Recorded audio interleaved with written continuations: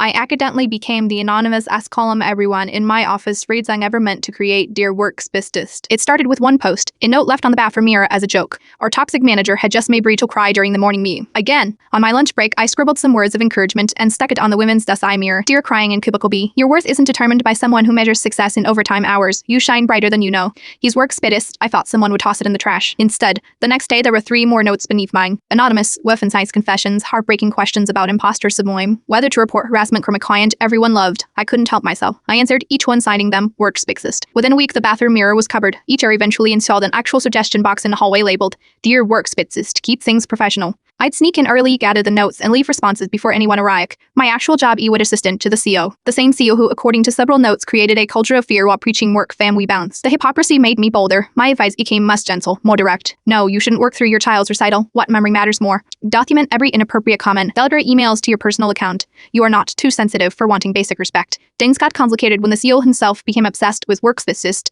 Someone's stirring up trouble, he complained during our morning briefing, but they've clearly got insight. I need to find them. That's when he assigned me my most ironic task ever. Identify works bestest and offer them a position heading up the new employee Wames initiative. I sat across from him, taking dutiful notes about investigating myself. Without BS, the perfect job description for me. The real crisis came when Sarah from Aunting left a note about her terminal cancer diagnosis, how her short-term disability was being questioned, how she was working through chemo because she couldn't afford not to. I didn't leave an anonymous note for that one. Instead, I drafted a company-wide policy update, slipped it into the CEO's review pile, and watched him sign it without reading. New medical leave policies, expanded remote work options, improved disability coverage. When Sarah tearfully thanked the CEO in the hallway, his confused expression was priceless. He accepted her gratitude with a puzzled smile. That night I left one last note. Dear everyone, sometimes the most powerful thing we can do is stop hiding. Meet your works bestest tomorrow, 9 a.m. lobby. I arrived early, set up a small table with coffee and doughs, and pinned a name tag to my blouse. Hello, I am works bestest. People gathered slowly, whispers, shut faces. The CEO pushed through the crowd, face unreadable. It was you, my own assistant. I nodded, heart pounding. I'd like to submit my application for the employee Wamies position. I already have quite a following. There was a terrifying pause before he laughed, actually laughed. The board's been pushing me to address our culture problems for years. Apparently, I already had a solution right outside my office. Today was my first official day as Director of Infoniu. My first company-wide email included my personal cell number and a promise. Some advice doesn't need to be anonymous anymore. Turns out the smallest lies sometimes build the most honest bridges.